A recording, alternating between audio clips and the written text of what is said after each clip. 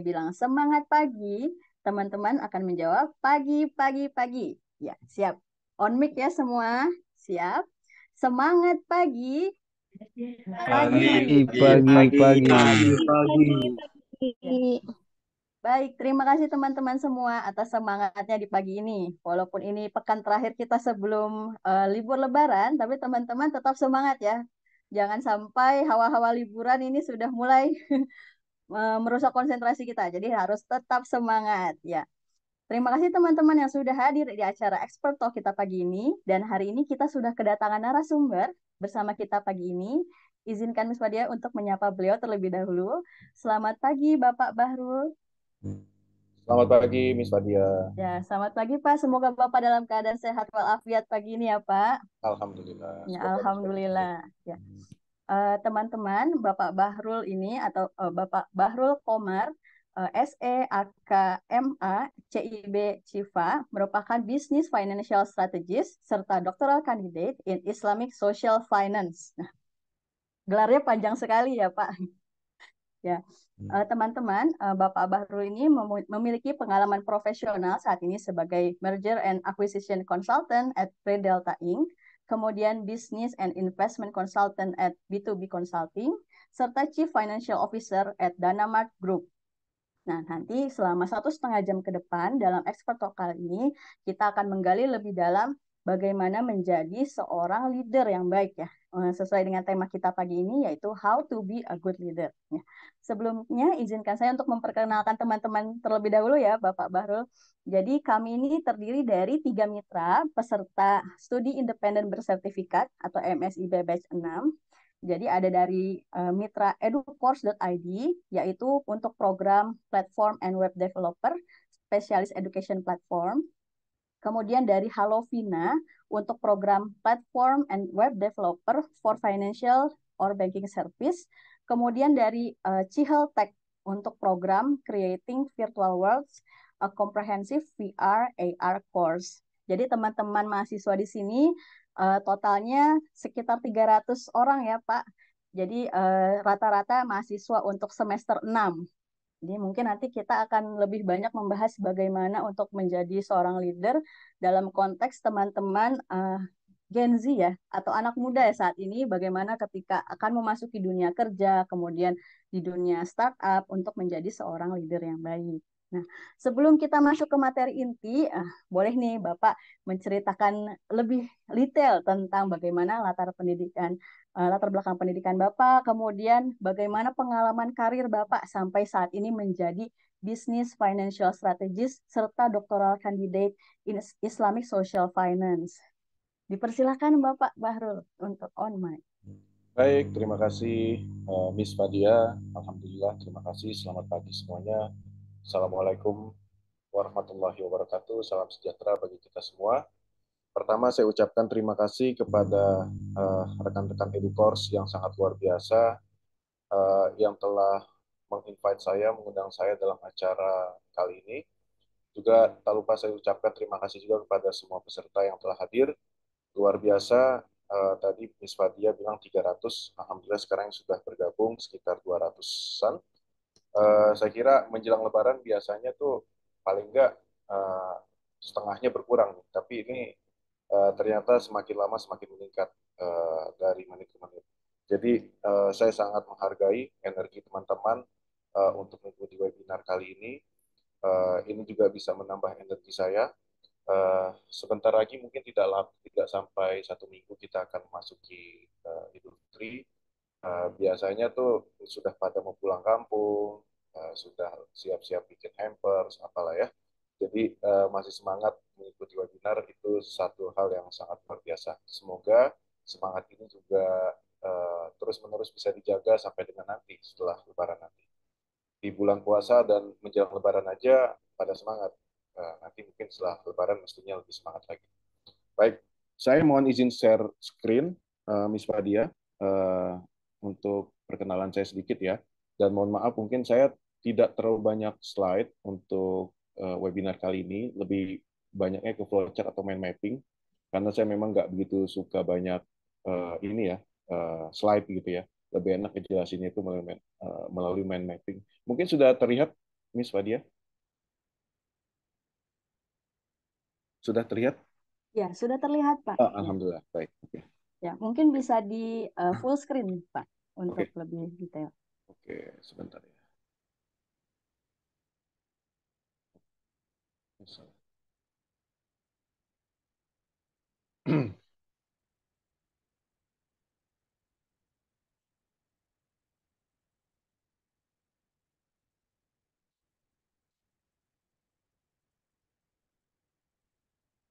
Ya, sudah saya full screen ya. Ya, ya, baik, Pak. Terima kasih. Oke, baik. Eh, yang pertama mungkin dari pendidikan dulu ya. Eh, jadi saya mungkin termasuk generasi yang nggak kolonial banget sebetulnya, juga nggak milenial banget. Eh, jadi tahun 2003 itu, saya angkatan 2003, itu saya masuk di Quick Candy School of Business, dulu namanya itu Institut Bisnis Informatika Indonesia. Saya nggak tahu, mungkin ada teman-teman satu alma mater saya di sini. Saya ngambil jurusannya adalah accounting. Konsentrasinya itu pemeriksaan akuntansi atau yang biasa dikenalnya dengan audit. Nah, jadi backgroundnya saya itu adalah auditor. Jadi jangan terlalu serem kalau dengar kata auditor tuh pengennya diperiksa aja gitu ya.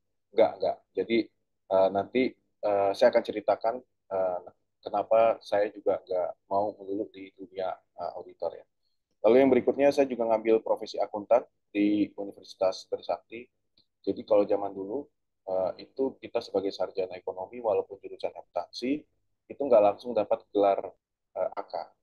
Nah, sekarang setahu saya uh, kampus-kampus atau anak-anak teman-teman S1 accounting yang sudah lulus itu langsung dapat AK ya. Jadi mungkin di sini ada juga teman-teman nanti yang di accounting bisa koreksi kalau saya salah. Jadi dulu saya harus kuliah 2 semester lagi untuk ngambil AK. Teman-teman sekarang yang accounting saya rasa nggak cukup 8 semester, paling lama mungkin 7 semester juga dapat AK. Oke, terus yang kedua, saya lanjut ke Universitas Indonesia, langsung sih itu. Jadi 2003, lulus 2008, langsung PPAK 2009, langsung lagi S2.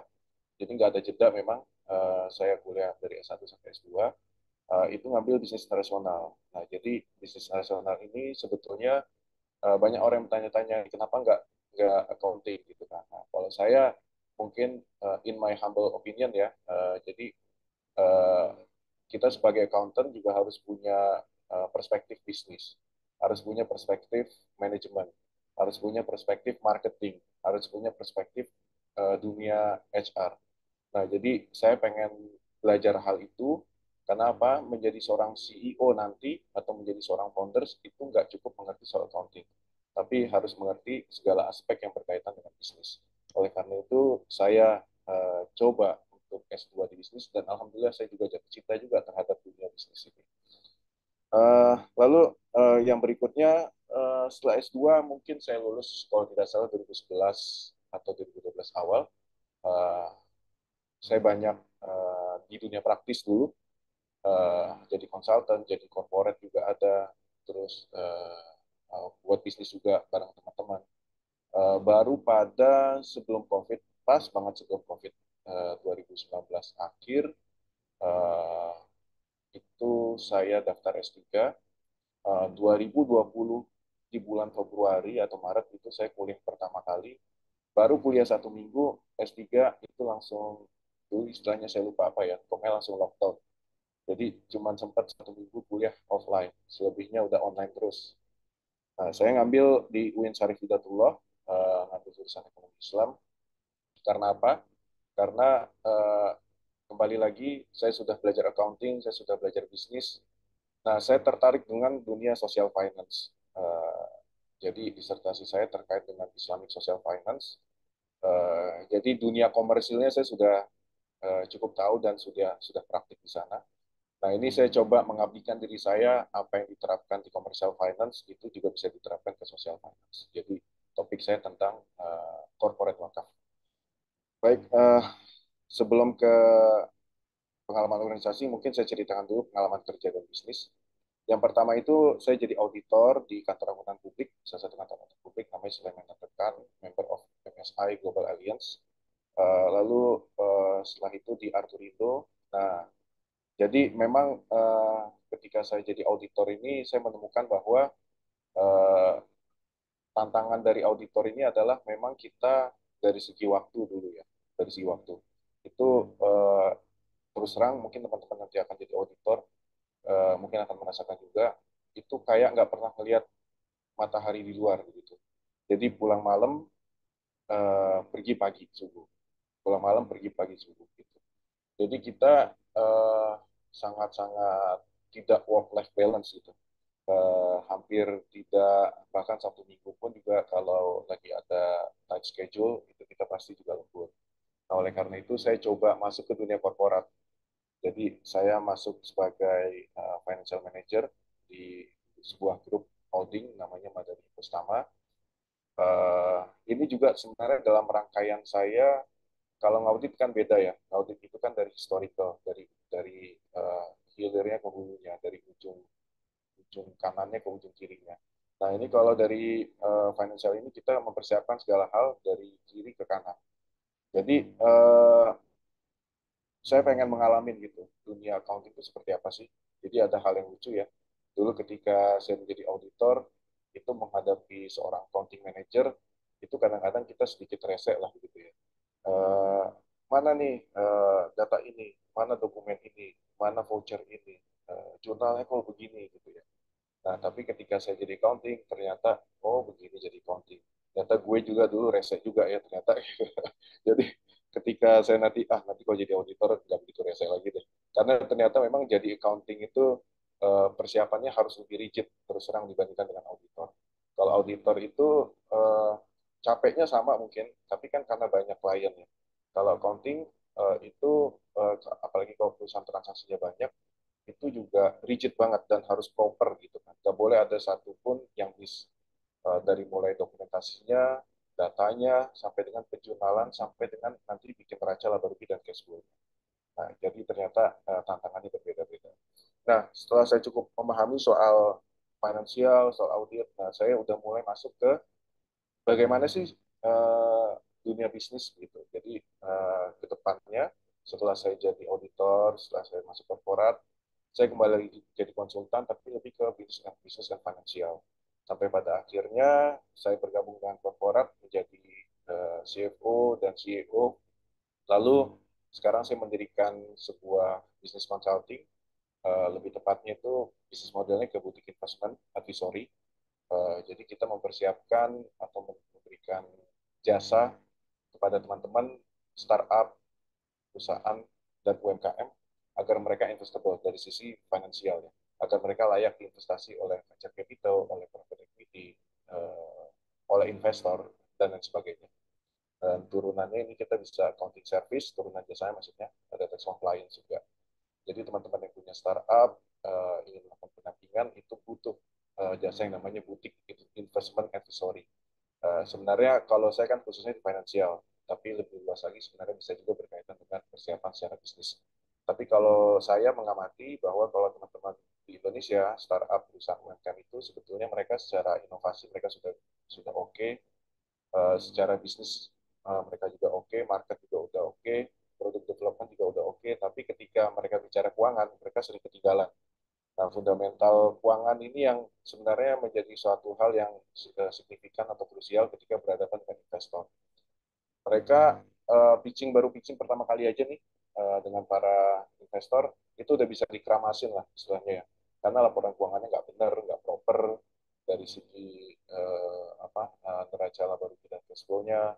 Terus juga ketika dikonfirmasi banyak yang nggak terkonfirm. Nah, jadi saya jasa B2B consulting itu lebih menampingi mereka dalam hal soal finansial. Dan juga saya sekarang menjadi M&A consultant uh, dari perusahaan di Jepang. Jadi M&A ini adalah merger dan akuisisi bahasa Indonesia. Ketika ada perusahaan-perusahaan di Indonesia yang ingin mencari investor di Jepang untuk diakuisisi atau di merger, nah itu nanti ini perusahaan yang bisa membawa Redel ini adalah sebuah konsultan membawa ke Jepang. Nah, kalau kita bicara merger dan akuisisi, tentu bukan hanya soal investasi aja, tapi banyak transfer of yang lain gitu. Jadi bukan hanya soal funding or financing, tapi juga transfer of teknologi, transfer of market, transfer of knowledge, transfer of resources, dan lain-lain sebagainya. Jadi ada kelebihan, ada plus minus M&A ini dibandingkan juga dengan misalnya kita minta investasi ke venture capital atau private equity.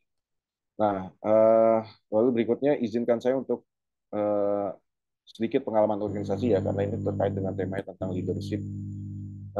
Sebetulnya yang banyak sih sebetulnya saya pengalaman organisasi, terutama dari mulai kuliah.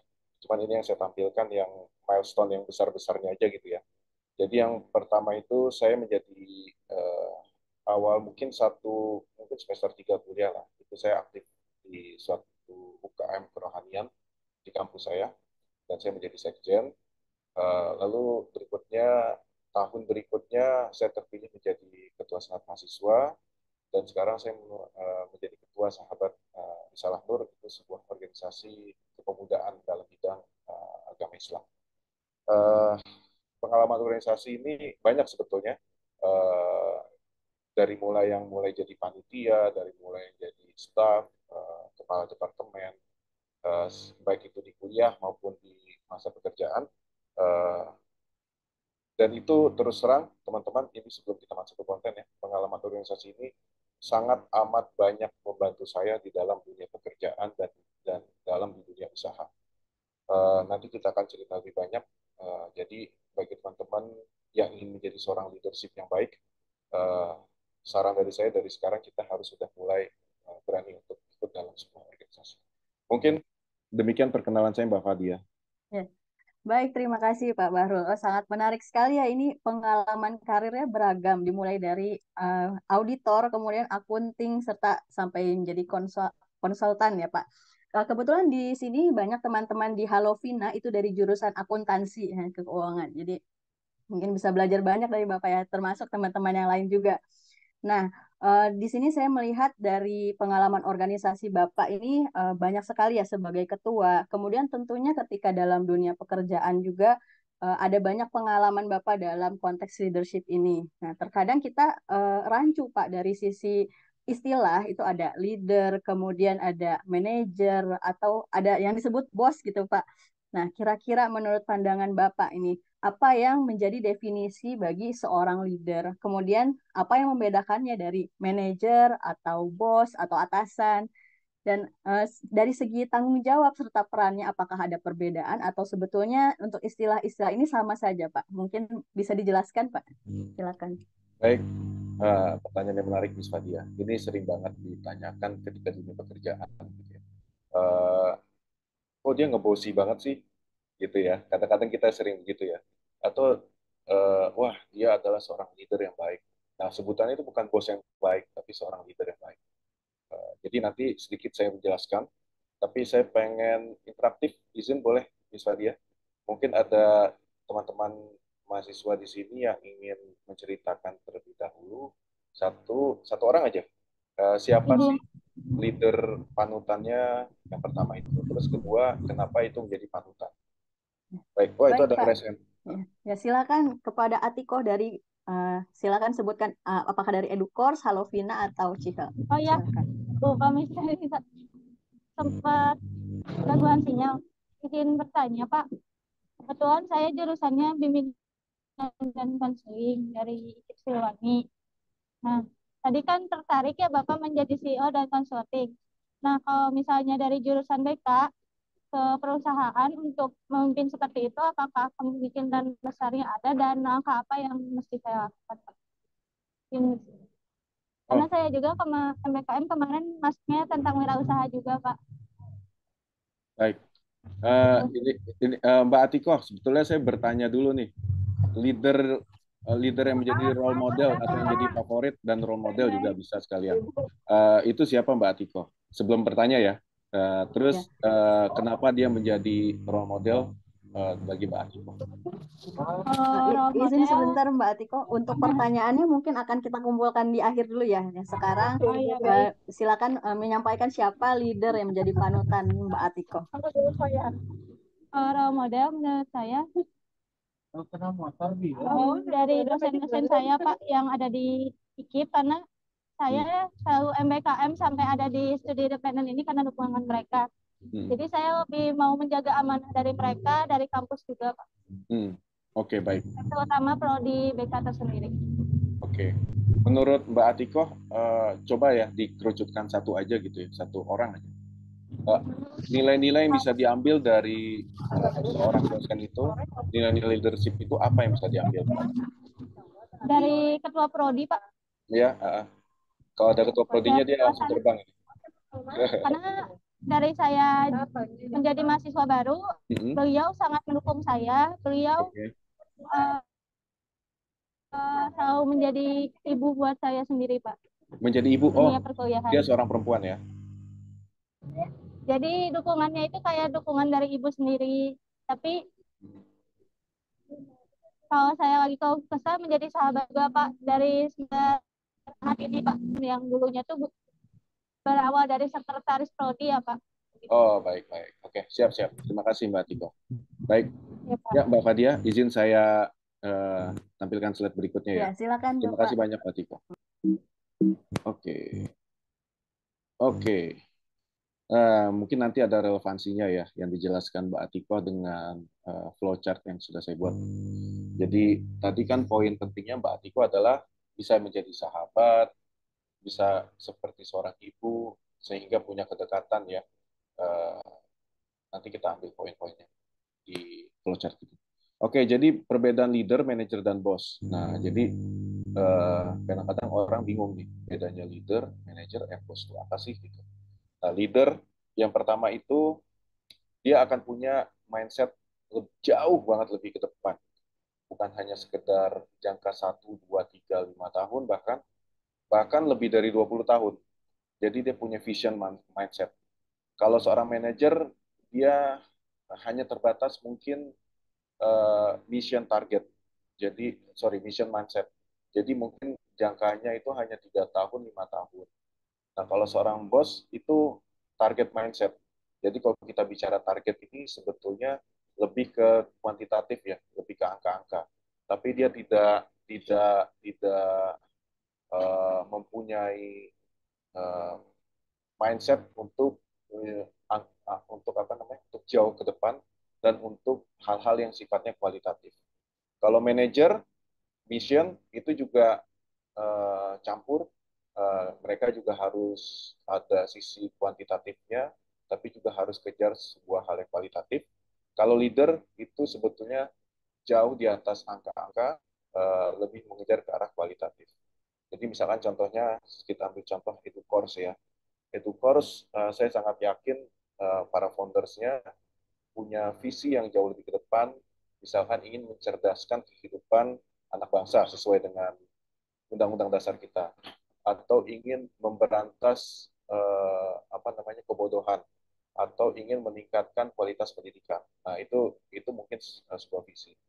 Nah, kalau dia masih dalam tahap level manager, ya dia akan bicara bagaimana caranya untuk mendapatkan hal itu. Jadi diturunkan lagi dalam waktu 3-5 tahun, bagaimana caranya ya? Oh, tentu kita punya program tertentu, kita punya target tertentu. Nah, kalau bos itu dia nggak punya pikiran ke depan. Yang penting, misalkan ya, taruh yang penting saya cuan tanpa memperdulikan apa-apa yang ada di depan, yang jauh lebih ke depan. Mungkin itu perbedaan yang pertama. Lalu yang kedua, soal resiko. Kalau leader itu lebih cenderung dia mengambil resiko atau risk taker. Nah, kalau manajer, dia lebih cenderung untuk sebagai orang yang tidak mengambil resiko, tapi sebagai pengendali resiko. Nah, maksudnya gimana? Jadi, leader itu sebetulnya contohnya ada seperti seorang entrepreneur. Entrepreneur itu kan banyak sekali kita dengar cerita yang sukses itu adalah orang yang berani mengambil resiko, walaupun resiko itu harusnya sudah bisa dihitung terlebih dahulu. Nah, ketika mereka sudah bisa mengambil resiko, biasanya mereka menurunkan atau menerjemahkan itu kepada bawahannya atau manajer-manajer yang ada di dalam perusahaan tersebut. Nah, para manajer inilah yang tadi sudah diukur resikonya, itu yang bisa mengendalikan agar resiko ini bisa termanage atau terkendali dengan baik. Nah, kalau bos ini lebih ke cenderung uh, membuang resiko atau dia melempar resiko kepada pihak lain. Jadi dia pokoknya uh, ada resiko, oke, kita ambil, tapi saya nggak mau ngambil resiko ini ya. Resiko ini ada di anak buah saya sangat.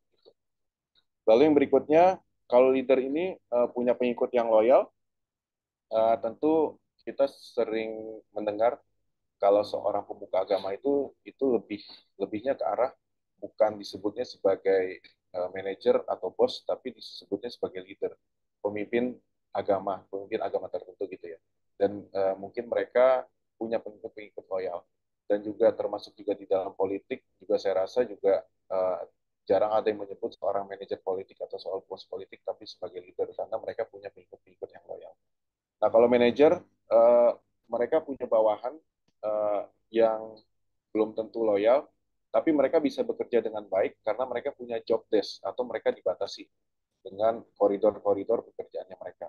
Nah, bedanya dengan loyal, dengan bedanya leader yang punya pengikut loyal dan manajer yang punya bawahan yang mengikuti job desk adalah kalau seorang leader itu pengikutnya atau bawahannya itu bisa bekerja di luar koridor job desk. Artinya mereka memang sudah punya ikatan batin lah dengan leader yang tersebut. Nah, kalau manajer eh, ketika bekerja di luar job desk tentu harus ada kompensasinya atau mungkin teman-teman bawahannya maksud saya anak buah dari manajernya itu mungkin bisa mengharapkan suatu hal yang uh, sifatnya itu dihargai.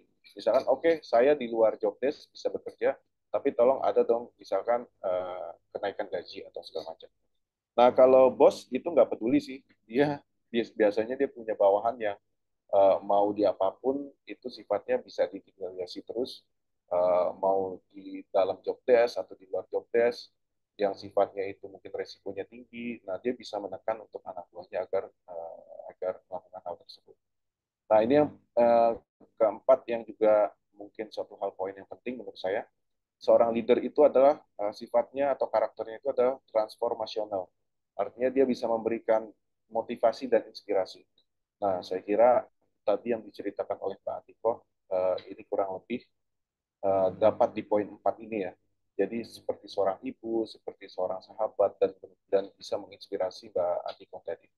Nah, kalau manajer itu sifatnya lebih transaksional karena tadi harus ada reward and harus ada punishment. Ketika bekerja dengan baik, maka harus ada reward yang dikasih dan ketika tidak mencapai suatu target tertentu atau tidak mencapai tertentu atau tidak perform, nah mungkin akan ada punishment.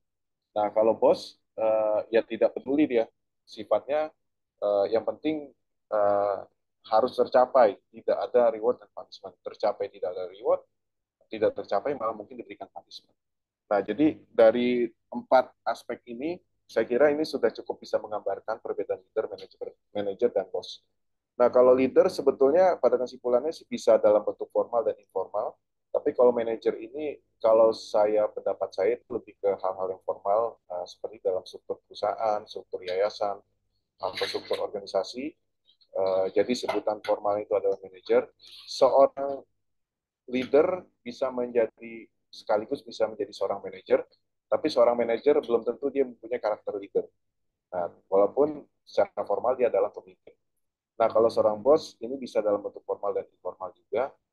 Ketika dia mempunyai sebuah perusahaan sebagai founders dan sebagai owner, tentu dia adalah kita bisa kita anggap sebagai bos. Tapi dia belum tentu seorang bos ini bisa menjadi seorang manajer yang baik dan juga belum tentu bisa kita sebut sebagai leader. Mungkin titik poinnya di situ ya, Pak. Ya, baik, terima kasih Bapak. Jadi sampai di sini yang ingin kita capai itu menjadi leader ya Pak ya. Betul. Kita harus punya tujuan ketika kita mengikuti sebuah organisasi itu, kita menjadi leader. Walaupun misalnya begini, Mbak, sorry, misalkan kita tidak sampai dalam level tertinggi, tapi seorang bawahan itu juga bisa menjadi seorang leader. Paling nggak dia nanti ketika dia berumah tangga, misalkan seorang laki-laki, dia bisa menjadi leader kepada keluarganya. Begitu. Ya, baik, terima kasih. Nah, kemudian untuk menjadi seorang leader ini, apakah dia terlahir menjadi leader atau sebetulnya ada skill-skill yang bisa dilatih, Pak, untuk menjadi seorang leader ini? Bagaimana untuk mengembangkan kemampuan menjadi leader ya, terutama untuk teman-teman yang masih di tahap mahasiswa, bagaimana untuk mengembangkan leadership ini dari kegiatan-kegiatan di kampusnya saat ini, Pak?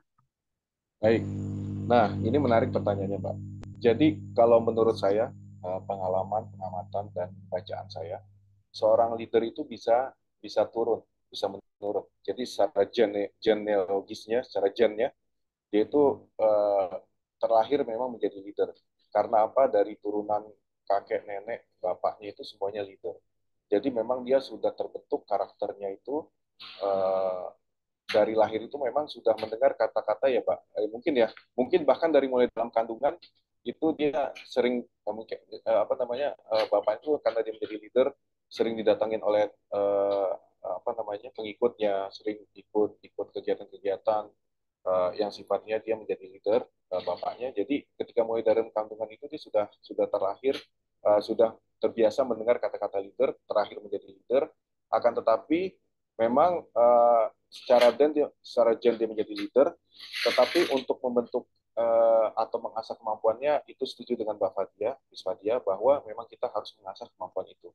Jadi walaupun dia terakhir secara leader, tapi kalau tidak diasah, ya dia tidak akan menjadi seorang leader yang baik. Begitu. Nah, jadi nanti kita akan saya jelaskan beberapa skill-skill yang harus dimiliki leader. Ya. Baik, terima kasih Pak. Jadi, ya kira-kira skill apa saja nih Pak yang penting untuk dilatih untuk menjadi seorang leader ini? Baik, oke. Izin saya tampilkan slide berikutnya ya. Ya, baik. Nah, ini dalam pengalaman dan bacaan saya, mungkin saya cukup sarikan ada enam saja yang harus dimiliki oleh para leader. Yang pertama itu adalah tadi leader itu harus mempunyai kemampuan vision, kemampuan masa depan, membaca masa depan, dan kemampuan untuk membuat cita-cita yang jauh lebih ke depan. Yang kedua berikutnya adalah kemampuan untuk mengambil keputusan. Nah ini kadang-kadang uh, uh, ini menjadi suatu hal yang sering saya temui uh, di dalam berbagai macam organisasi, termasuk organisasi bisnis, ketika seorang pemimpin itu tidak bisa mengambil keputusan dengan baik. Kadang-kadang mereka satu tidak berani mengambil keputusan tersebut, yang kedua berani tapi salah perhitungan. Nah ini kedua hal ini tentu harus dimiliki kemampuan, keberanian dan perhitungan untuk mengambil keputusan. Yang berikutnya adalah manajemen skill. Nah manajemen skill ini juga menjadi suatu hal yang penting. Pengamatan saya di beberapa perusahaan kemampuan manajerial ini menjadi titik poin ketika perusahaan ini dari mulai dibangun sampai dengan dia growth, sampai dengan dia sudah mature atau dia sudah sustain. Ini manajemen skill ini menjadi suatu hal yang penting. Kalau kita bicara manajemen kan tentu banyak faktor ya, termasuk juga manajemen keuangan, manajemen SDM, manajemen apa namanya uh, dan aspek-aspek banyak yang lainnya ya. Termasuk juga terkait dengan organisasi.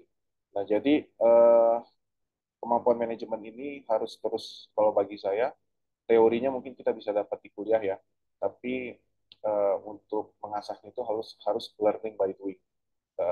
Jadi nggak mesti kita dapat teori atau dapat bacaan atau dapat webinar terkait dengan manajemen lalu kita bisa langsung praktikkan. Yang berikutnya adalah terkait dengan communication skill, jadi komunikasi. Ini seringkali juga menjadi problem leader di berbagai macam perusahaan atau organisasi ketika mereka tidak punya komunikasi yang baik. Contoh begini, ketika ada pekerjaan atau project, seorang pemimpin itu harus bisa menjelaskan kalau bisa sedetail-detailnya kepada anak buah, kepada bawahan. Karena apa? Di situ adalah suatu hal yang bisa menjadi guidance mereka. Dan juga yang kedua berikutnya adalah komunikasi pada saat pekerjaan itu berlangsung. Jadi bagaimana cara dia memfollow up, bagaimana cara dia memberikan feedback terhadap proses-proses pekerjaan yang sedang dilakukan. Yang ketiga juga yang ketiga adalah terkait dengan komunikasi pada saat proyek itu sudah selesai. Tentu komunikasi ini adalah ketika sudah selesai tentu kita memberikan pujian, kita memberikan Misalkan taruhlah target proyek itu tidak terjadi atau tidak terpenuhi, maka kita di situ masuk, harus menjadi komunikator yang baik. Kita harus mengajak mereka sharing untuk mencari problem solving-nya seperti apa. Nah, yang berikutnya adalah problem solving skill tadi. Jadi setiap ada masalah pun kita sebagai leader itu harus mampu memberikan atau memecahkan masalah. Eh, Ketika anak buah menghadapi suatu pekerjaan yang sangat sulit dan dia mentok gitu ya, tidak punya jalan yang lain, maka seorang leader harus mempunyai kemampuan mencari jalan itu. Yang berikutnya adalah ini sebetulnya ini saya kasih tanda bintang dan saya kasih garis hijau gitu ya. Nah, ini yang nanti akan saya jelaskan juga. Jadi seorang pemimpin itu harus mempunyai value. Value itu apa? Value itu adalah didapatkan bagi saya itu ketika kita bisa uh, menjadi seseorang yang punya spiritual question yang baik. Mungkin itu Mbak Fadil. Baik, Pak. Menarik sekali nih ya. Ada 6 skill yang perlu dimiliki bagi seorang leader. Dan tentunya ada kiat-kiat, apakah ada kiat-kiat khusus, Pak, untuk dapat mengasah ke 6 skill ini? Kemudian dari sisi yang tadi valuable leader skill ini seperti apa sebetulnya, Pak? Oke, baik. Mungkin sebelum masuk ke valuable, saya coba kiat-kiat ya. Sebenarnya based on experience saya cuma ada 3 sih untuk kita bisa apa namanya melaksanakan atau mengasah leadership skill ini. Yang pertama tadi sudah saya singgung, uh, learning by doing. Jadi kita harus belajar terus-menerus, terus cari experience, asah kemampuan itu ketika apa namanya, ketika ada suatu kesalahan kita perbaiki. Ketika itu suatu hal yang baik, maka itu bisa kita teruskan dan itu terus kita ingat dalam setiap perbuatan kita menjadi seorang leader. Yang kedua, nah ini juga bisa mencari role model, Mbak Miss Fadia, seperti di Mbak Atiko ya dosennya. Jadi kita harus menentukan nih role model kita dari seorang leader itu siapa sih, yang ada baik di dalam negeri, di luar negeri, atau dari keluarga sendiri, atau contohnya Mbak Atiko tadi dari kampus. Nah itu kita harus ada role model itu. Kenapa? Karena itu sebenarnya simpel aja. Kita nggak perlu terlalu banyak baca, nggak terlalu banyak mencari teori. Ketika kita sudah ada role model dan itu dirasa cocok ke kita, nah itu bisa langsung kita tiru aja. Jadi ini sistem apa ya? Sistem copy paste gitu ya, tentu dengan apa penyesuaian-penyesuaian. Lalu yang berikutnya, better kalau misalkan di awal-awal kita cari mentor yang memang seorang leadership yang baik. Jadi kebutuhan mentor ini adalah untuk mengasah kita juga, untuk memberikan pengetahuan, memberikan knowledge, memberikan arahan-arahan, sekaligus bisa mengevaluasi. Jadi itu gunanya mentor. Tapi hopefully jangan terus-menerus kita punya mentor ya, karena nanti kita tidak bisa mandiri. Oke, lalu yang berikutnya adalah mengambil hikmah dari setiap kasus yang ada ya. Bagi saya ini satu hal yang penting. Tentu dalam berorganisasi atau dalam berbisnis itu naik turun. Kadang kita ada kesalahan, kadang juga kesalahan dibuat oleh tim kita. Nah itu kita harus pandai-pandai mengambil hikmah apa yang akan ada, apa yang sudah terjadi dan itu menjadi bahan evaluasi kita. Itu kiat-kiatnya, Mbak Fadia.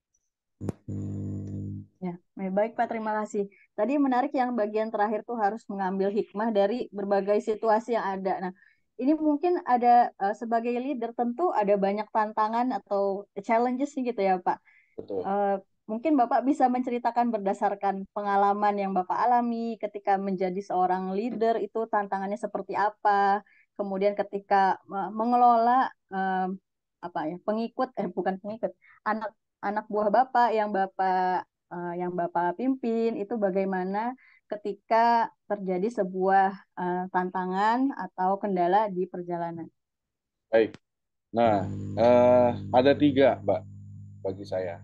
Eh, Tantangan-tantangan itu pasti akan kita hadapi. Itu jadi mindset dulu. Gak mungkin kita sebagai seorang pemimpin itu smooth aja ya. Gak mungkin. Kita pengen pengen secara idealis, pengen secara apa namanya keinginan itu semua bisa berjalan dengan baik. Tapi pada kenyataannya hampir tidak ada yang bisa berjalan dengan baik. Baik itu dalam lingkup kecil, dalam lingkup keluarga, maupun juga ke dalam lingkup masyarakat, termasuk juga di bisnis. Bahkan mungkin teman-teman bisa introspeksi juga, ketika kita memimpin diri kita sendiri pun, kadang-kadang juga kan nggak smooth ya. Kadang-kadang juga tidak sesuai dengan keinginan. Apapun itu. Eh, Entah itu dipengaruhi oleh internal ataupun dari pengaruhi oleh eksternal. Jadi ada tiga sebenarnya untuk menghadapi tantangan-tantangan terutama di masa yang depan. Yang pertama itu seorang pemimpin itu harus punya kemampuan agile, kemampuan beradaptasi karena dunia ini sangat cepat berubahnya, Miss Fadia. Mungkin zaman dulu itu tidak seperti sekarang ya. Uh, Perubahan itu bisa dalam waktu mungkin kurun waktu hitungan tahun. Tapi kalau sekarang itu dalam waktu hitungan hari, uh, bahkan mungkin jam, bahkan mungkin menit, itu dunia bisa berubah. Karena sekarang globalisasi ya, semua teknologi itu bisa dengan teknologi, dengan inovasi teknologi, sekarang semuanya bisa saling terhubung dan tersambung. Nah, jadi pemimpin itu harus agile, harus mempunyai kemampuan beradaptasi terhadap perubahan lingkungan. Baik perubahan yang sifatnya itu terkait dengan bisnis, baik itu yang terkait dengan situasi-situasi yang kira-kira mungkin tidak bisa kita sangka-sangka. Seperti contohnya kemarin pandemi COVID gitu ya. Mungkin pandemi COVID adalah suatu hal yang baru bagi semuanya, tetapi yang penting pemimpin itu harus bisa cari tahu celahnya. Wah, ketika pandemi COVID, bagaimana kita cara pertama mungkin bertahan dulu. Lalu kedua, bagaimana caranya kita bisa bertumbuh di tengah COVID. Lalu yang ketiga, bagaimana caranya kita bisa memenangkan kompetisi di tengah COVID. Mungkin itu ujungnya. Oke, terus yang berikutnya adalah challenging-nya adalah zaman sekarang menurut saya itu terkait dengan generasi. Jadi terutama di umur saya, di generasi saya nih, itu sebenarnya berada di generasi yang tengah-tengah antara generasi milenial kurang lebih begitu ya. Ini kan generasi kolonial kalau bisa dibilang bercandanya. Jadi kita harus bisa masuk ke dalam semua generasi, Iswadia. Baik yang sifatnya itu konservatif maupun yang sifatnya itu agresif. Nah, jadi ketika kita bicara Gen Z, itu kita harus bisa juga mampu masuk kepada mereka. Nah, ini menjadi tantangan bagi saya terus, terutama yang berada di tengah-tengah. Tapi di satu sisi juga kita harus mampu memenuhi atau mengakomodir keinginan-keinginan generasi-generasi yang di atas kita, which is itu mungkin cenderungnya agak konservatif gitu ya. Nah, jadi bagi teman-teman sekarang yang masih kuliah, kan ini masuknya mungkin Gen Z ya maksudnya. Jadi itu nanti teman-teman ketika masuk dunia pekerjaan, eh, bagi saya, bagi saya itu jangan terlalu ego dengan generasinya sendiri, tapi teman-teman juga harus melihat generasi di atasnya lagi, generasi di atasnya lagi, karena bagaimanapun juga kembali kepada sebuah peribahasa ya, eh, apa namanya, makan lebih lebih banyak makan garamnya itu apa Mbak? Miss Fadia saya lupa. Jadi makan mereka yang lebih tua itu sebenarnya lebih banyak pengalamannya dibanding kita. Walaupun kita lebih banyak pengetahuan soal teknologi, soal inovasi. Nah ini kalau kita bisa dipadukan pengalaman dengan kemampuan teman-teman Gen Z yang kuat, sangat kuat di bidang teknologi, di bidang inovasi, ini tentunya menjadi sebuah perpaduan yang akan menarik. Karena teman-teman Gen Z, mohon maaf, kita juga nanti akan menjadi tua dan nanti juga akan ada lagi generasi baru yang muncul gitu ya. Jadi kita harus bijak juga dan saya ini terus terang pengalaman saat ini adalah bagaimana caranya kita bisa menyeimbangkan antara generasi kolonial dan generasi milenial itu. Lalu yang berikutnya, selain tadi kita harus agile, lalu lintas generasi, uh, ini menjadi poin penting bagi saya. Menjadi seorang leader itu uh, harus generalis, Miss Fadia. Generalis itu adalah apa? Kita harus bisa menguasai berbagai macam bidang. Jadi kalau bagi saya menjadi seorang spesialis, misalkan seorang accounting, uh, dia belajar background pengalamannya di bidang accounting terus, bagi saya dia akan sulit nanti menjadi seorang CEO karena dia tidak mengetahui dunia-dunia lainnya, tidak mengetahui ilmu pengetahuan lainnya. Paling nggak mungkin dia pantas atau mungkin pasnya sebagai CFO gitu. Nah, kalau menjadi seorang CEO kita harus generalis apapun background kita, tapi kita juga harus bisa memahami dan mengetahui bidang-bidang yang lain seperti bidang marketing, seperti bidang SDM dan lain sebagainya. Mungkin contoh konteks ya, ini sharing pengalaman aja. Dalam dunia usaha itu pasti nanti seorang finance dan atau tim finance dan tim marketing itu selalu bertolak belakang, bahkan cenderung berkonflik. Nah, bagi kita seorang finance memang kan kecenderungannya adalah untuk efisiensi cost ya, untuk budgeting lah ngomongnya gitu. Kita ngajakin budget. Tapi bagi marketing itu kan tujuannya adalah untuk growth. Bagaimana caranya perusahaan untuk bisa meningkatkan pendapatan.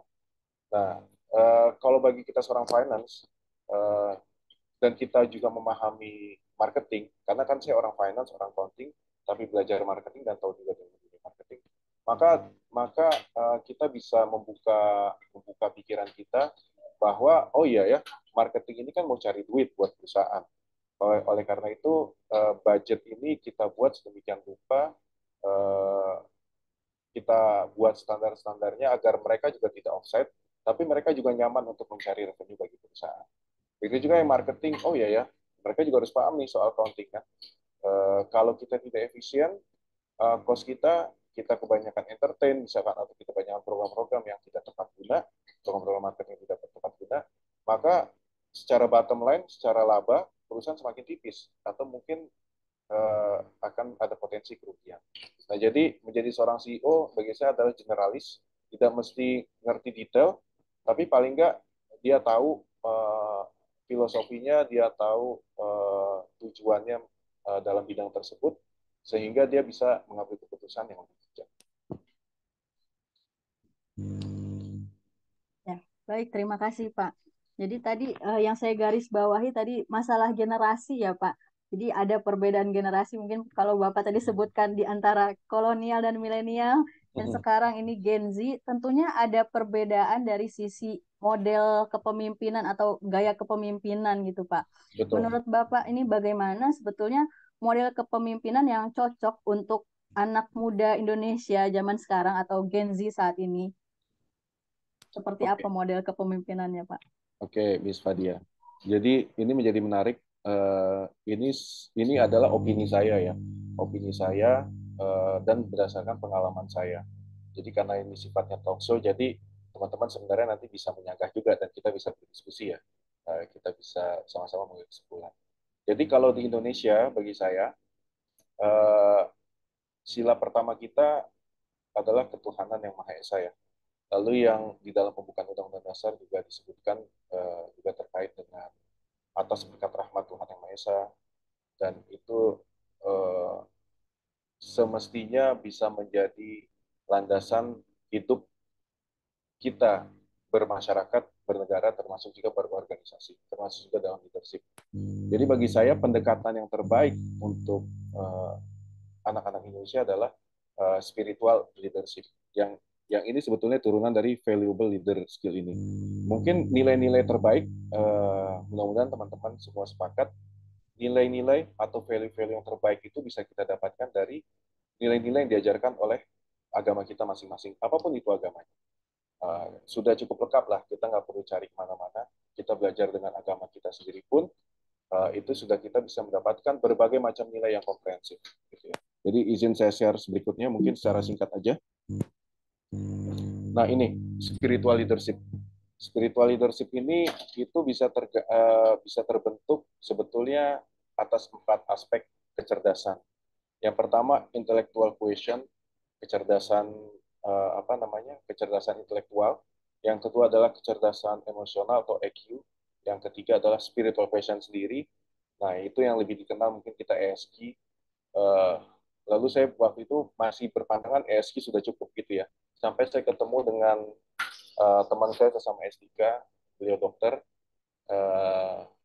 dan banyak meneliti terkait dengan psikologi Islam. Ya, sekarang beliau sudah almarhum karena sakit ya 1 tahun yang lalu. Jadi dia bilang gini, Mas Barul tidak cukup sekarang dengan ESG, tapi harus adversity question. Jadi istilahnya itu kemampuan untuk tadi beradaptasi, kemampuan untuk berubah, kemampuan untuk bertahan di tengah perubahan yang ada. Jadi dan ini semua keempat aspek ini IQ, EQ, SQ dan AQ ini itu semuanya bisa kita dapatkan melalui nilai-nilai spiritual. Nah, nilai-nilai spiritual itu ada apa? Eh, Bagi saya ada tiga yang jadi poin pokok. Yang pertama itu seorang spiritual leadership itu bisa memberikan keteladanan. Lewat apa? Seorang pemimpin yang spiritual itu yang berorientasi kepada nilai-nilai luhur itu pertama tentu dia harus bisa memberi contoh dalam soal kedisiplinan. Yang kedua dia harus memberikan contoh dalam soal keadilan. Yang ketiga dia harus memberikan contoh soal kejujuran dan soal kerjasama. Jadi keteladanan ini menjadi suatu hal yang penting.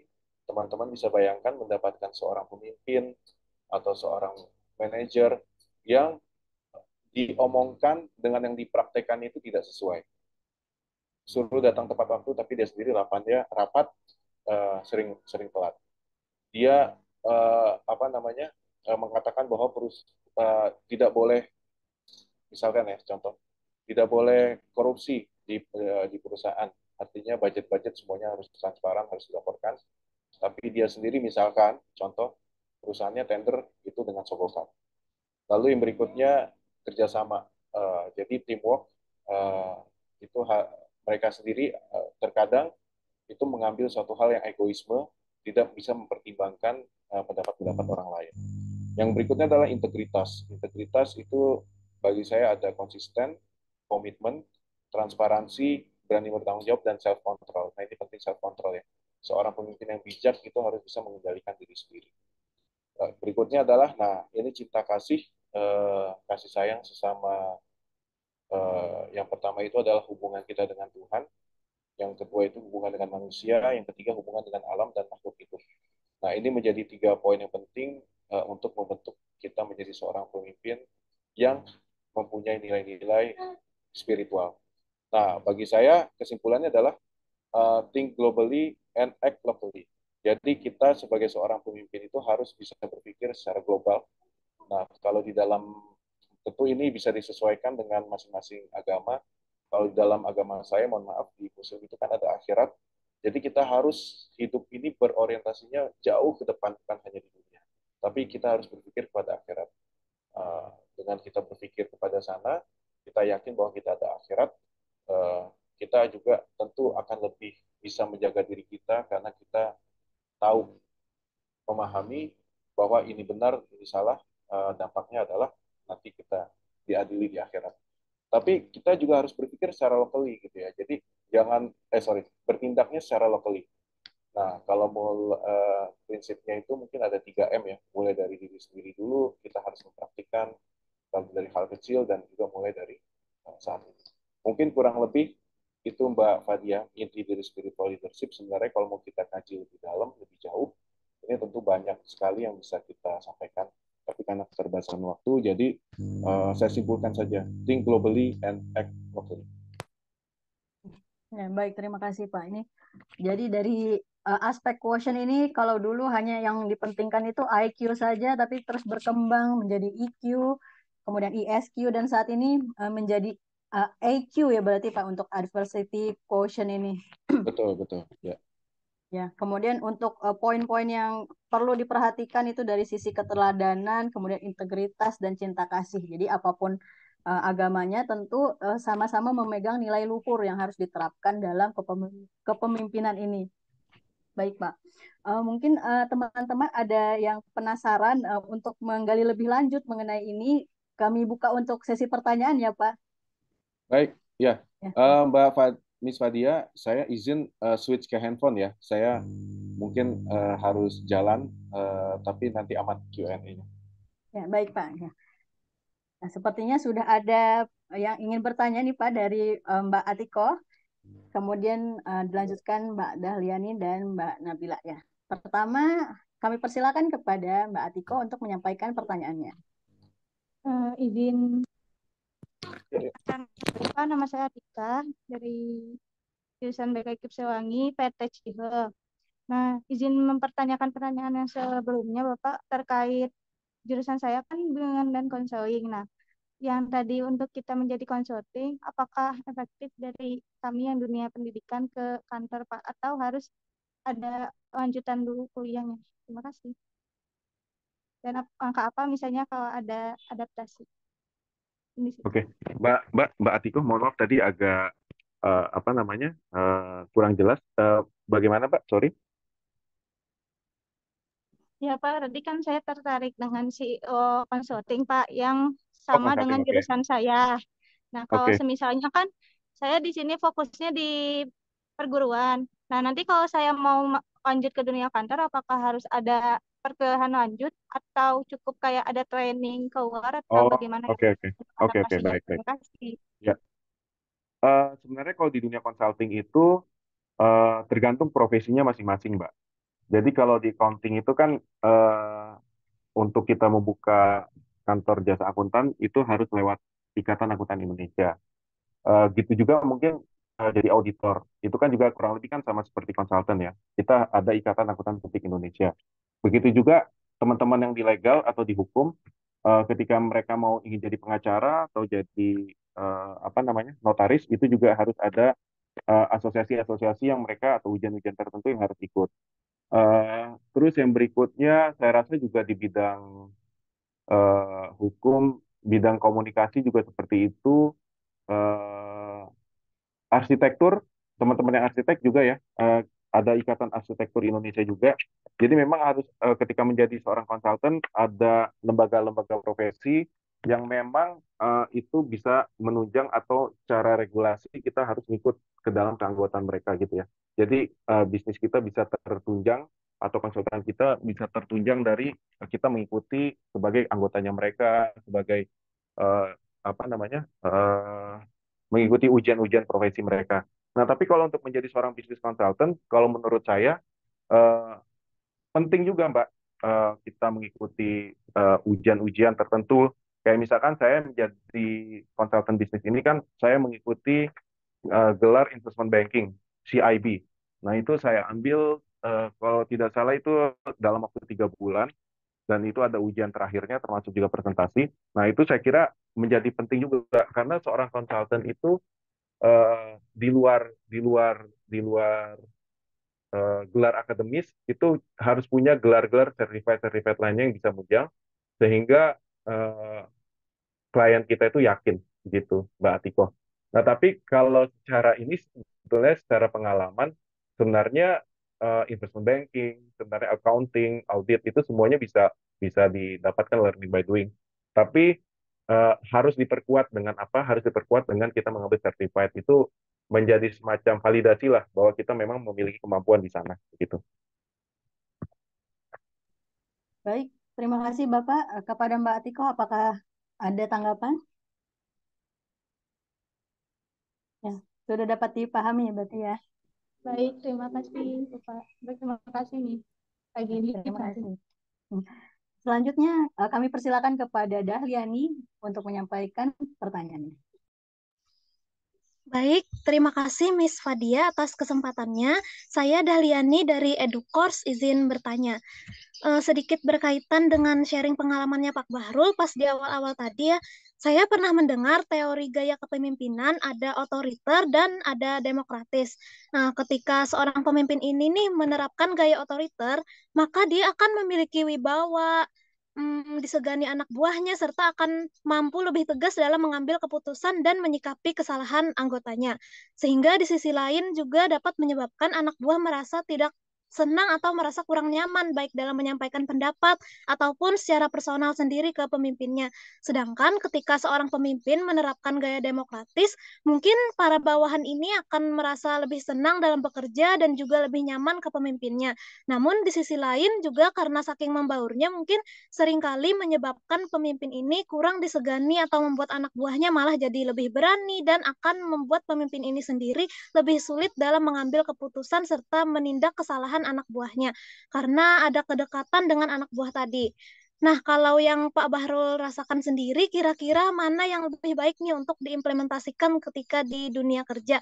Berhubung kiranya pengalaman Bapak sudah sangat banyak dan sudah merasakan beragam posisi ya, sehingga mungkin dapat men-sharing pengalamannya juga dari beragam sudut pandang. Itu saja. Terima kasih. Saya kembalikan ke Miss Fadia.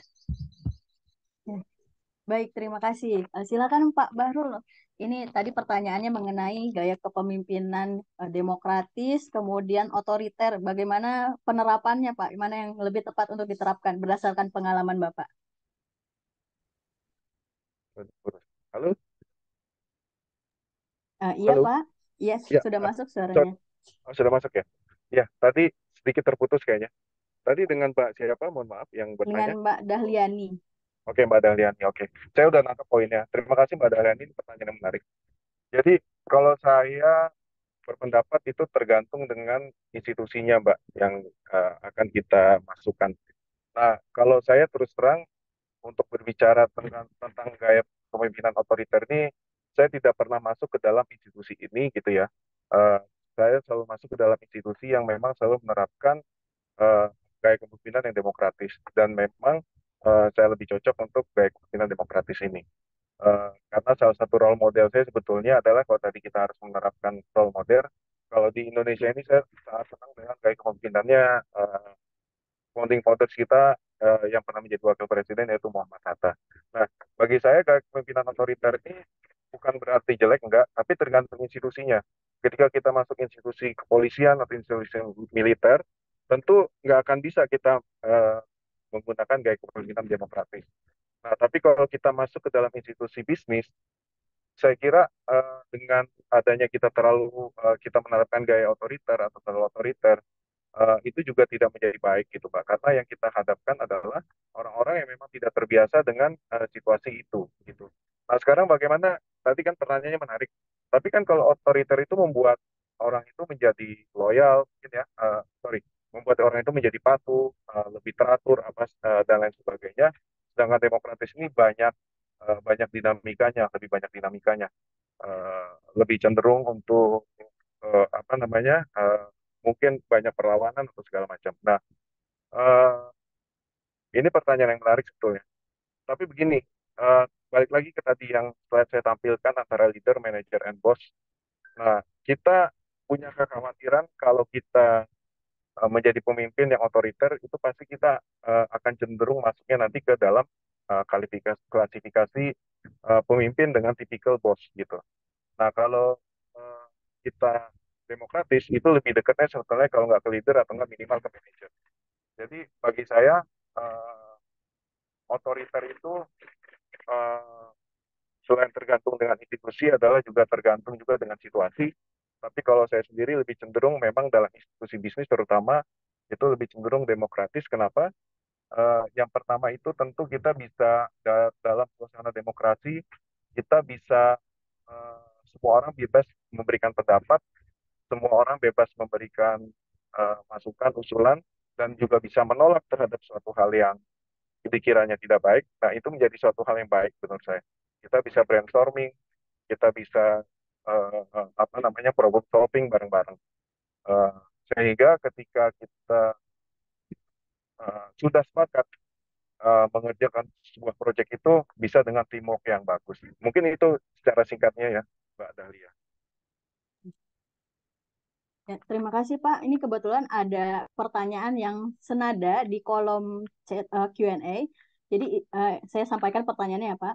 Ini izin bertanya Pak, dalam manajemen tim dan manajemen tugas, apa yang dilakukan leader saat anggotanya tidak terkontrol dan menjadi sungkan dalam berkontribusi dalam tim? Apakah seorang leader akan berjalan sendiri tanpa adanya kontribusi anggota atau membiarkan sebuah tim hancur karena leader tidak ingin berjalan sendiri? Jadi ketika seorang leader ini anggotanya ternyata tidak sesuai yang diharapkan gitu Pak, tidak berkontribusi sebagaimana harusnya. Ini tadi kan ada gaya kepemimpinan otoriter, kemudian demokratis. Ya, Ya. ya. Baik, oke. Eh, Bagi saya, eh, ya sebuah tim itu menjadi suatu hal yang penting, eh, dan itu ketika tim ini tidak bisa berjalan dengan baik, sebetulnya yang tidak bisa disalahkan itu adalah hanya mereka saja.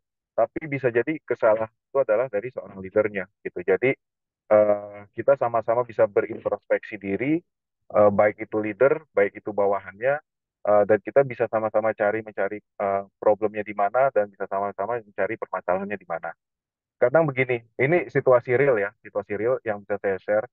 Eh, Ketika seorang perusahaan itu sudah merekrut karyawan, eh, pertama kan ada probation dulu biasanya, lalu yang berikutnya ada dikontrak dulu mungkin jadi tetap. Nah, ketika melakukan perekrutan karyawan, itu tentunya seorang perusahaan itu atau sebuah perusahaan itu harus sudah punya metode yang baku, yang pakem, yang sesuai dengan kebutuhan perusahaannya, yang sesuai dengan kulturnya, sesuai dengan skillnya, sesuai dengan ekspertisnya, di mana harapannya adalah karyawan itu dapat memberikan kontribusi kepada perusahaan.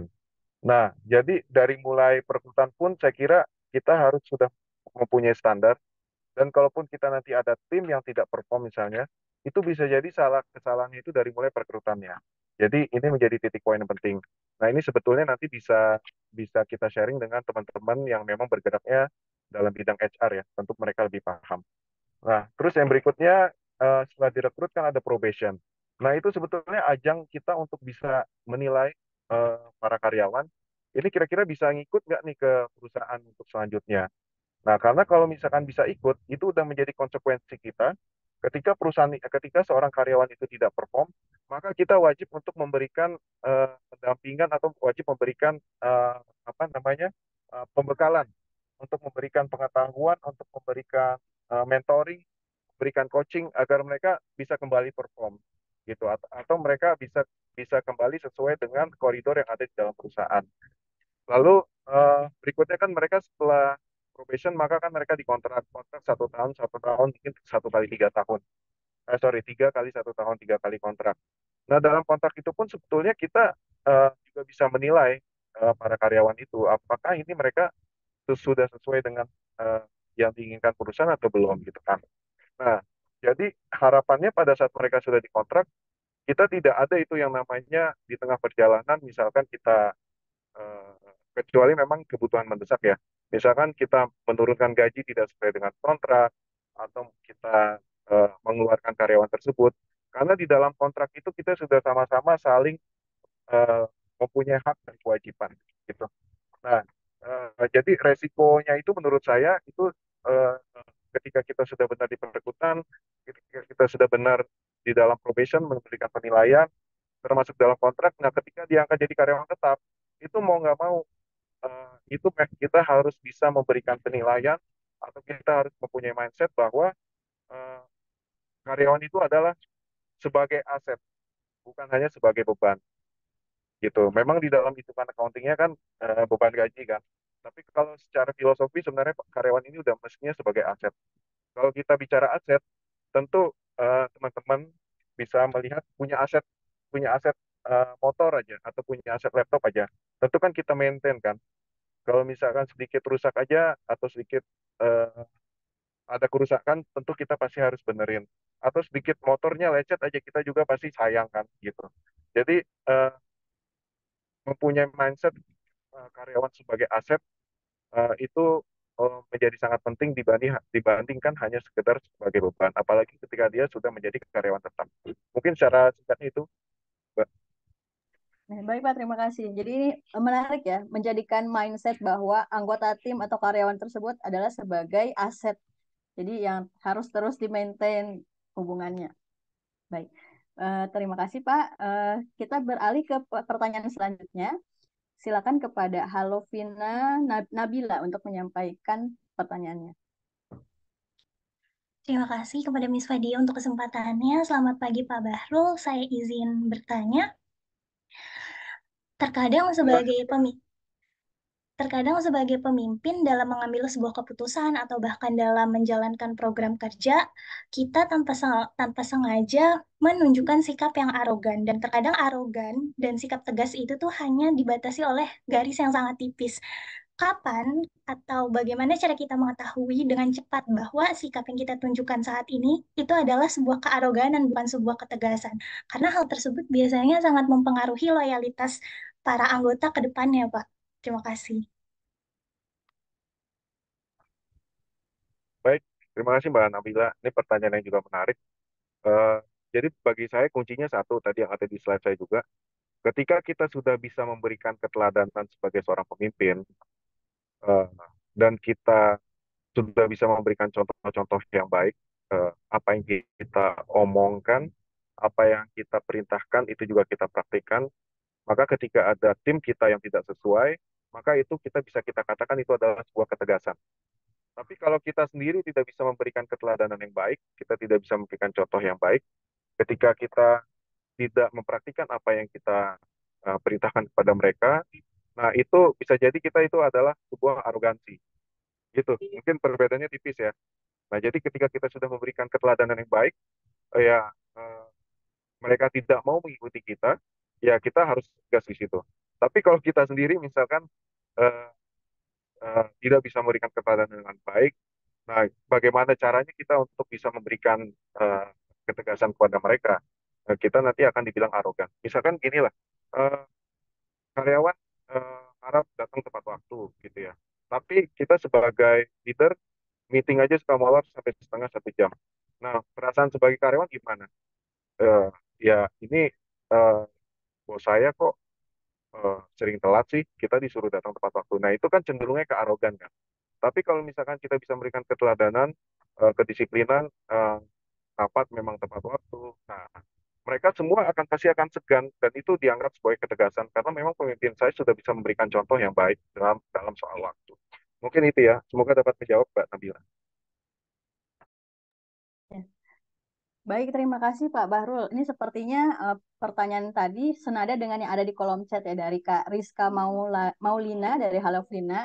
Jadi ketika pemimpin itu tidak dihargai oleh anggotanya. Jadi sepertinya anggota itu tidak memberikan respect, tidak memberikan respon dan terkesan meremehkan. Bisa jadi dari sisi pemimpinnya tidak memberikan keteladanan gitu ya Pak.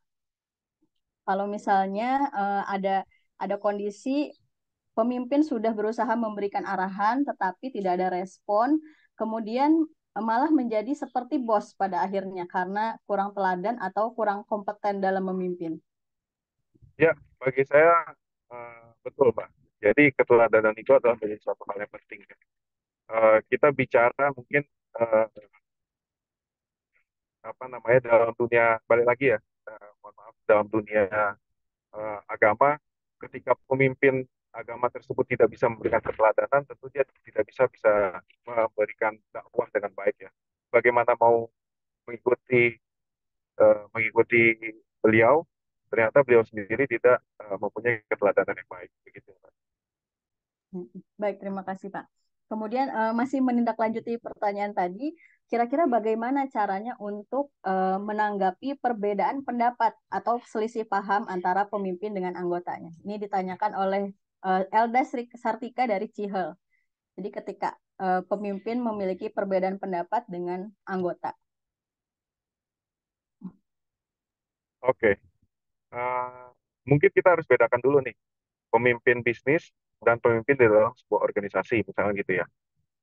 Ini memang ada perbedaan yang signifikan menurut saya, karena dalam konteks bisnis, perusahaan, pemimpin itu jika dia sekaligus menjadi founders atau sebagai owner, eh, sekaligus pemegang saham, nah ini memang dia akan mempunyai jauh kuasa lebih lebih lebih besar dibandingkan hanya sebuah pemimpin organisasi, taruhlah misalkan organisasi kepemudaan atau organisasi mahasiswa gitu ya. Karena di dalam organisasi di luar bisnis itu semuanya hampir punya saham yang sama kan. Tapi kalau di dalam bisnis itu kan ya atau ownernya gitu. Nah, bagaimana dalam konteks bisnis menghadapi perbedaan pendapat antara pemimpin dengan anak buah atau dengan bawahan?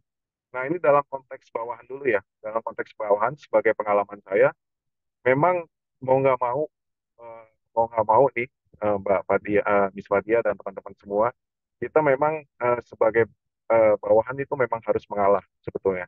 Karena apa? Karena eh, eh, kepemilikan nih dalam dalam konteks kepemilikan ya, eh, mereka intensinya atau atau apa ya, eh, founders itu atau owner itu pasti mempunyai intensi yang lebih dibanding kita gitu dan mempunyai rasa kepemilikan yang lebih. Jadi memang dalam pengambilan keputusan, atau kita mempunyai perbedaan pendapat, ya kita mau nggak mau memang harus mengikuti dia. Kalau kita tidak bisa mengikuti dia, ya memang kita harus cari jalan keluar yang lain, begitu ya.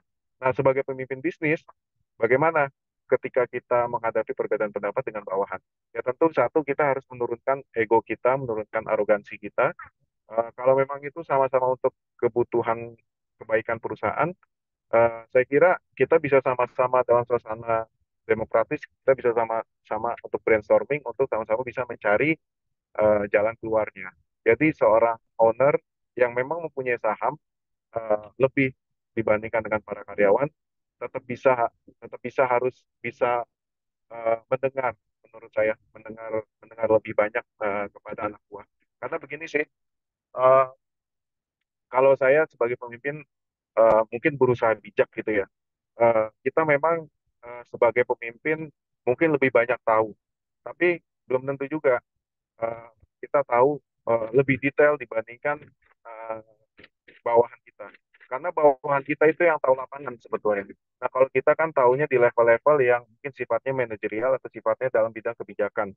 Nah, oleh karena itu kita harus bisa eh, meramu, kita harus bisa menggabungkan dua dua karakter ini, satu karakter kebijakan, yang satu karakter orang-orang yang berada di lapangan.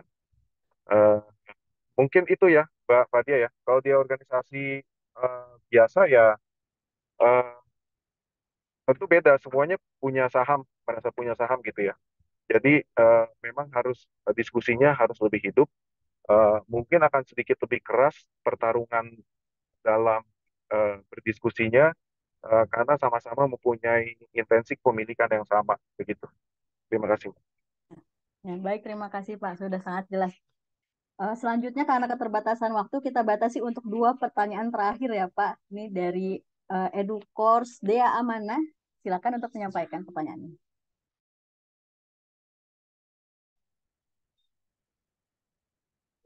Ya, terima kasih Miss Fadia atas eh, waktunya.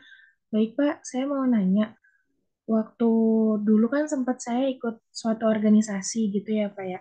Nah, di situ tuh ada leader dan anggotanya. Nah, leadernya ini nih bisa dibilang umurnya lebih muda daripada anggota-anggotanya. Nah, leadernya ini nih menerapkan sebuah aturan. Dia ini buat aturannya sebenarnya rata, tapi si leadernya ini nih ngasih keputusan aturan yang berbeda untuk anggota yang paling tua. Jadi di organisasi itu ada anggota yang paling tua, nah si leadernya ini nih ngasih aturan yang berbeda untuk yang anggota yang paling tua ini. Nah, kita nih anggota yang lainnya ngerasa kenapa si leadernya ini nih ngasih perbedaan gitu. Nah, si leadernya ini bilang karena dia ini anggota yang paling tua. Nah, itu untuk kasus seperti itu, cara kita menghadapinya gimana ya, Pak ya? Terima kasih.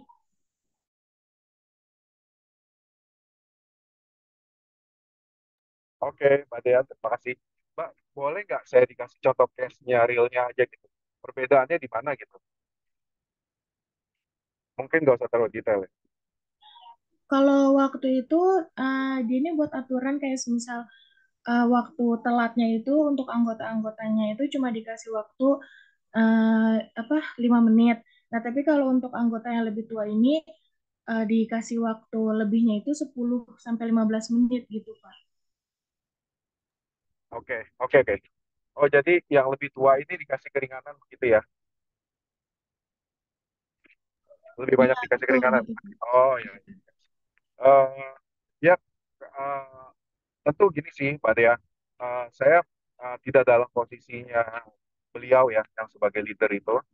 Mungkin beliau ada pertimbangan lain, atau beliau ada perhitungan yang lain. Kenapa mungkin dikasih privilege ya untuk yang lebih tua? Saya nggak tahu. Karena kan di dalam organisasi kan biasanya kita juga harus memahami dalam konteks politik nih, Mbak Dea kan. Jadi pengalaman saya di organisasi dulu di kampus itu kita harus juga memahami dinamika politik, bukan politik di luar ini ya, bukan politik di negara ya, tapi politik di dalam organisasi itu sendiri. Nah, jadi bisa jadi itu ada kepentingan, ada tujuan politik tertentu. Misalkan, eh, sa- karena saya sebagai leader, saya butuh backupan yang lebih tua. Mungkin nanti kalau berhadapan dengan senior-senior yang lain, saya eh, saya bisa dapat dukungan dari dia. Mungkin ya, ataupun hal-hal yang lainnya. Jadi dikasih privilege. Nah, tapi kalau dalam konteks waktu, kalau menurut saya sih dalam konteks kedisiplinan waktu mestinya sih nggak terlalu signifikan ya kayak begitu ya, mestinya disamakan saja gitu. Tapi kecuali kalau ada privilege-privilege yang lain yang bisa diberikan kepada yang lebih tua, mungkin menurut saya itu adalah suatu hal yang wajar, asalkan itu dalam konteks politik untuk berstrategi, karena roda roda organisasi ini kan harus jalan, eh, organisasi ini harus minim hambatan gitu ya.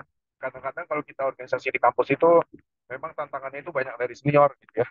Jadi kadang-kadang kita harus perlu memikirkan hal itu gitu.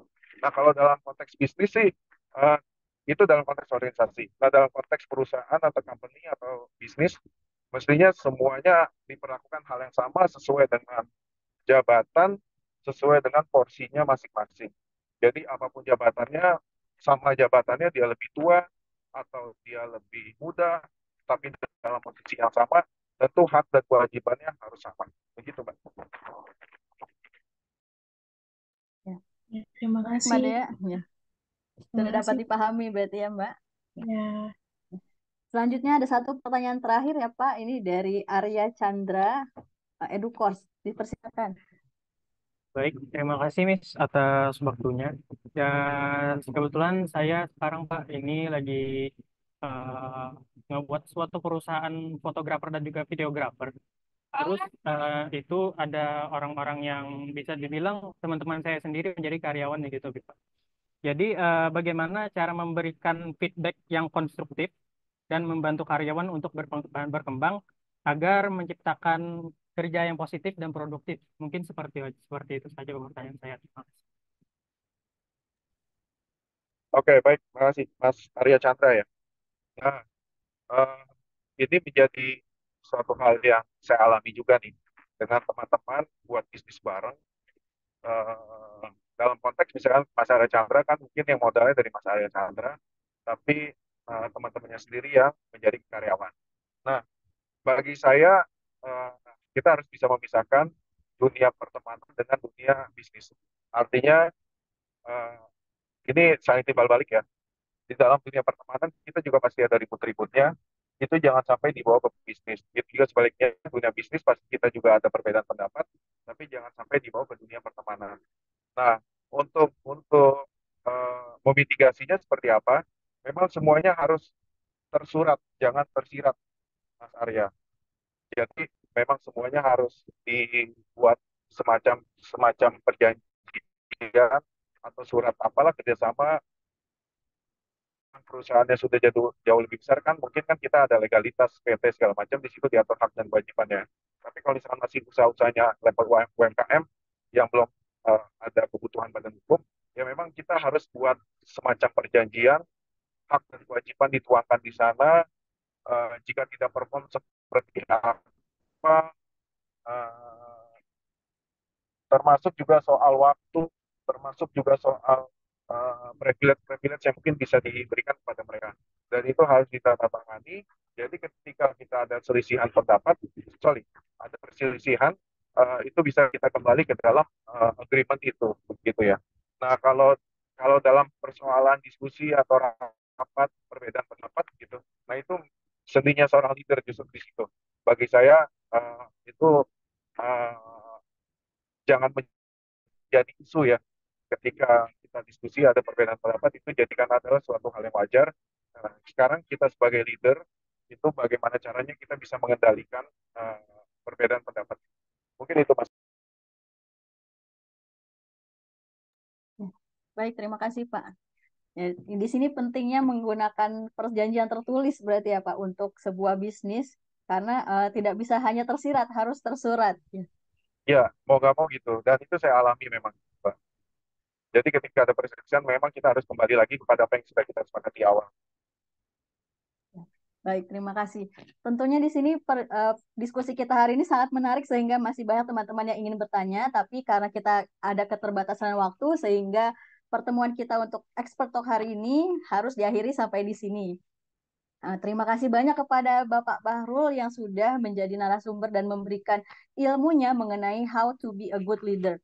Jadi teman-teman di sini semoga sudah ada gambaran bagaimana untuk menjadi seorang leader yang baik dan kiat-kiatnya bagaimana langkah yang harus ditempuh selagi masih kuliah di semester 6 kali ini, mempersiapkan portofolionya, kemudian pengalaman organisasinya, sehingga nanti ketika sudah menjadi lulusan di dunia kerja, kemudian atau membangun bisnis sendiri sudah memiliki bekalnya. Ya, baik. Sebelum mengakhiri Expert Talk kali ini, izinkan saya untuk mendokumentasikan ya Pak. Saya mengundang dari Halovina, Miss Rifda, kemudian dari Ciheltek, Miss Rofi untuk on cam dan dipin agar kita dapat mendokumentasikan. Ya. Baik, Miss Rifda, apakah bisa on cam? Ya, sudah, Miss. Oh ya, mungkin ini pinnya. Oh ya, baik. Terima kasih. Ya. Izin Pak Bahrul untuk mendokumentasikan. Ya, silakan, Pak. Baik. Ya, teman-teman yang belum on cam silakan on cam ya. Nih masih ada yang muncul di atas. Ya, silakan sudah. Baik, siap-siap. 3, 2, 1.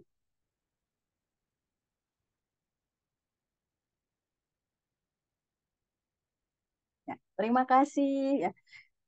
Kami sangat berterima kasih kepada Bapak Bahrul Qomer yang sudah menjadi narasumber untuk Expert Talk kita hari ini untuk tema How to be a Good Leader. Dan semoga kita dapat berdiskusi lebih lanjut ya Pak di kesempatan yang akan datang. Siap, terima kasih Mbak Isfadia dan teman-teman EduForce yang lain. Salam Ya, buat Ibu Mutiara ya. Ya, baik Pak, akan kami sampaikan salamnya. Ya, demikian teman-teman untuk rangkaian pembelajaran hari ini dari Expert Talk. Dan kepada teman-teman diharapkan untuk membuat resumenya ya dari Expert Talk kita hari ini. Mungkin untuk Halovina dan Cihel ada perbedaan atau sama-sama membuat resume juga, silakan didiskusikan dengan PIC-nya.